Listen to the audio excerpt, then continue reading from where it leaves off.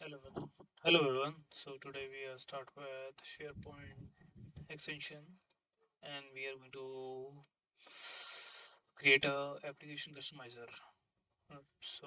In order to create an application customizer, we need to require to install a human generator.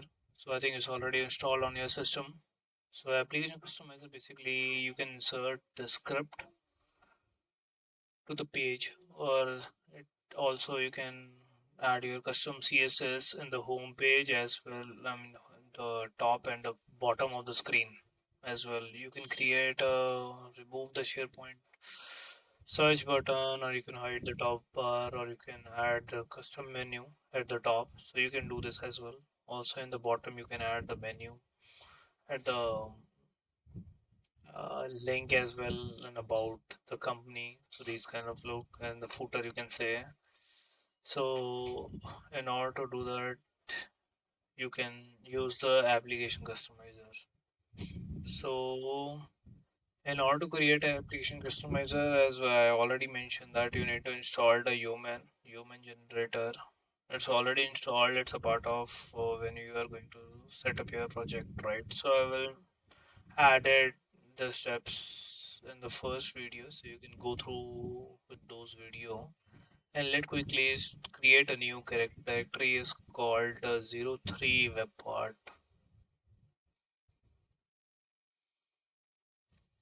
application customizer.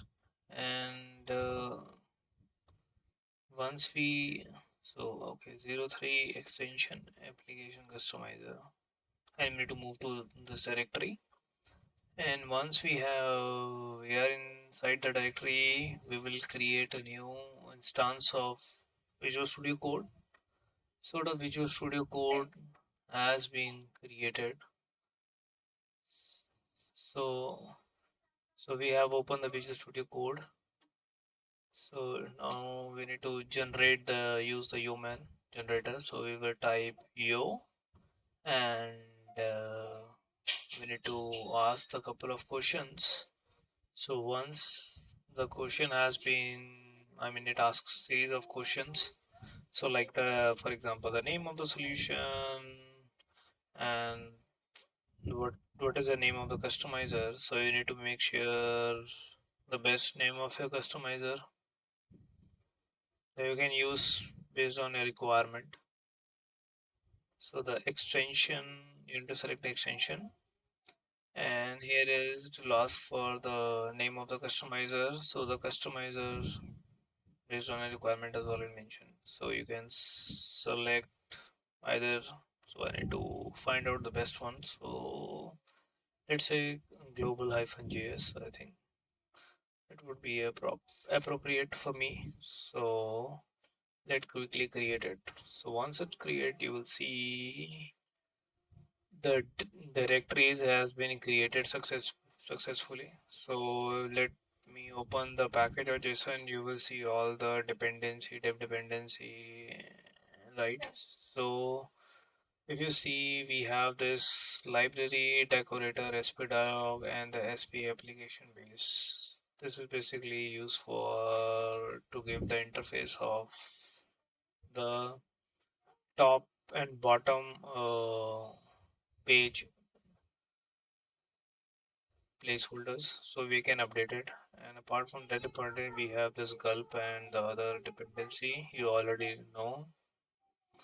So in order to do that, let me quickly show you what else directory. For example, if you go inside the source, you will see the folder is called extension folder, and the extension folder you have this global GS folder, and you have this global GS application customizer.ts file, where you can see all the interface we have using the interface.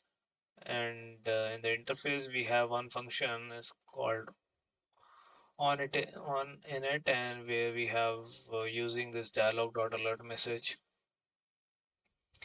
and we can use the properties to pass here. In order to do that, we have a couple of properties available.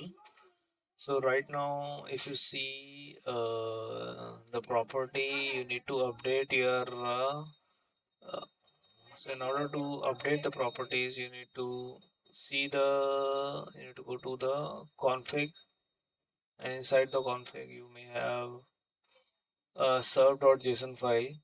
I think you need to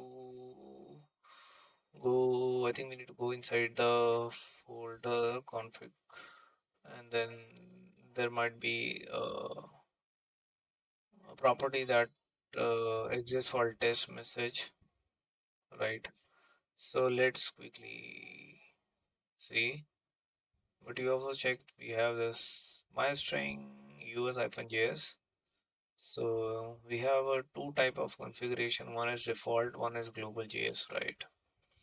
So once we use the Gulp Serve, we will need to update the properties page URL, right? The page URL should be pointed to the page where we need to put where we need to inject our application customizer, right? So, so, so I think this is the property, and we have this. We need to copy this the home page and update the URL page URL. So in order to start your application, you need to use the gulp.serve, and gulp.serve command is basically responsible for your opening your workbench. So here we are not specify the workbench, we have page URL, right? So right now it's not throwing error because it's by default it's using the default configuration, and we need to update the default configuration page name, right? It's saying my page we need to update with home.aspx. I think once it is done, be able to see the changes. So let's quickly jump into the gulp.serve and let's wait for the message. So if you see the message is there. So now we will use a placeholder. So the placeholder, there are two places we can use it, from the top and from the bottom, right? So we will put it in the top and put in the bottom, the placeholder. So for that, we will use the snippets. So let's say for that, we need to use a placeholder content, and then we will use a placeholder name, right? And we will create a private placeholder content, and the on init we will check if the placeholder is exist. Not exist, we will create the placeholder content, and for the inner HTML we will update the HTML, right? So once it is done, you will able to see the build is successful, able to see the placeholder in the top, right? Let's refresh the page and see. Yes, you will see the message there, and you will see this is a dummy text. So we have put the placeholder in the top. We also have a property where we can put the placeholder in the bottom right. These are the two placeholder we have, the top and bottom. Let me quickly copy paste and create another one for, let's call it the bottom. So we will create another private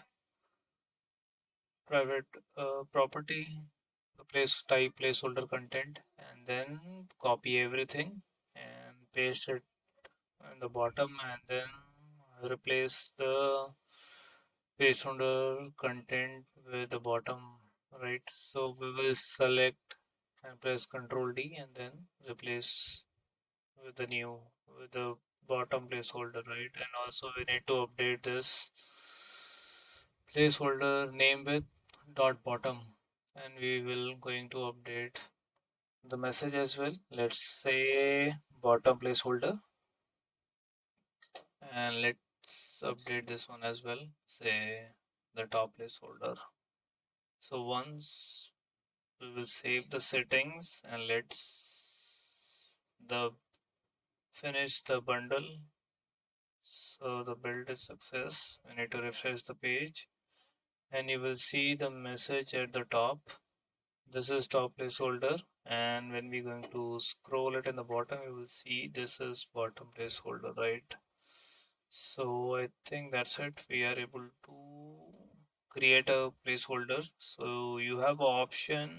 You can put the placeholder either in the top or in the bottom based on the requirement. And this is the application customizer available for all the site, right? So it will inject in the header and footer, and also you can add any kind of custom JavaScript in your page as well, right? So as we shows the dialog alert, and where you can see the alert message, and if you wanted to deploy, you can deploy it in your app catalog. So for that, the publish content is almost the same. In order to do that, we need to use the bundle, and then we will create a package, right? So let me show you the task, the available gulp task. So you will use a gulp hyphen for task. You will see the list of the tasks are there. So for example, let's we have this bundle, right? So you need to use the gulp bundle hyphen ship. So you can use it gulp bundle and hyphen ship, and if you want to see we will there is a couple of file created also. Also you want to see, we will see in the explorer as well, right? So let's wait for the command to complete. So you will see the inside the SharePoint or in the library folder, you will see it will created the files that will require to create a package, right? So you will see the release folder, you will see the SharePoint asset folder and the library folder as well, right? So let's quickly let me show you the other commands, the gulp hyphen tasks. So you will see the list of the stars. We will need the package solution, right? And we will the gulp package solution, and we will specify the hyphen ship flag, right? So it will create the package file, right? So in the SharePoint, you will see the folder. So once the package is available inside the solution, you will see this one. So you can explore it. So let me explore it, and we will put in the river in the explorer, and so reveal in the explorer. So we will see. So we have a solution, and this is the extension, right? The SP package. So for that, we need to go to the app catalog, right? And we need to drag and drop over there. So once it copy everything, it will ask for whether we will want to enable this app for a specific like and for all the sites. So this time we will use the only label for the site. For that, you will able to see in the app all the sites. In the site, you will see there is an option. When you go to the app, you will see the option, and you can add for the particular site, right? So let's move into the site, and we will need to go to the click to the gear icon, and you will to integrate a new app, and so you will see in the from my organization section, you will see this is 03 extension. You need to add it. So now this extension is added to the current site collection, and you need to go to the site homepage and refresh it, and I hope yes, there is a message, and this is the top placeholder, and this is the bottom placeholder. Thank you, everyone. I hope you will like it, and I will catch you in the next video. So the next video we will going to show you the other customizer as well. I mean, sorry, other extension as well. We have field customizer, command set, and a form customizer. Thank you, everyone. Hope you like it. Bye.